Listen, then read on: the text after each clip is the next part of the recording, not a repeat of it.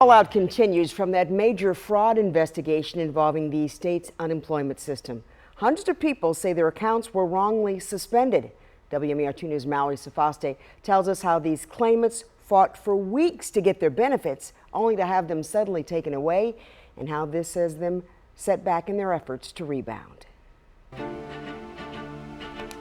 Panic is setting in for the claimants whose benefits were frozen in the fraud investigation. The first of the month is days away. They have bills to pay and still no way to access their accounts. Email after email from claimants whose benefits were abruptly cut off and have been trying for weeks to get them back. I went to use the card to remove the funds, and I was told that the account had been closed. The uncovering of a massive fraud scheme triggered the Department of Labor to put a freeze on thousands of accounts, some of them belonging to legitimate claimants. A few real people who really needed benefits got caught up in that because we had to put a hold on all those payments. The governor saying in a news conference those benefits would be immediately restored. I think those folks will be taken care of right away. Well, it's been over 2 weeks, and I've not gotten anything in the mail. I haven't gotten an email. I haven't gotten a new card, and I haven't gotten any answers. And we've learned it's more than a few people impacted.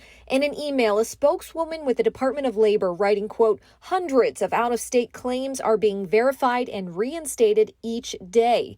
In a blog post by the vendor that created the Beacon One Stop website, Sagitech Solutions said it worked with MDOL to immediately freeze all out-of-state accounts, and similar fraudulent activity was detected in Maryland's in-state claims. I've not lived out of state. I've been in here consistently working self-employed for 15 years, and I don't even fit that scenario. Now I'm under threat of foreclosure. Kim Rowland sent in the documents needed to verify her identity, but she hasn't heard when they'll be reviewed.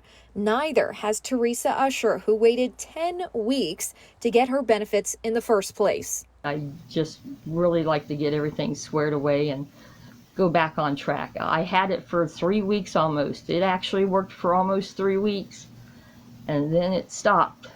So if I can get any help, I really thank you. We asked the department how many of the 47,500 bogus claims were legitimate, but they didn't say. A spokeswoman said the investigation is still ongoing and they've identified additional cases of fraudulent documentation. They have a team of specialists working solely on manually verifying information to reinstate legitimate accounts as quickly as possible.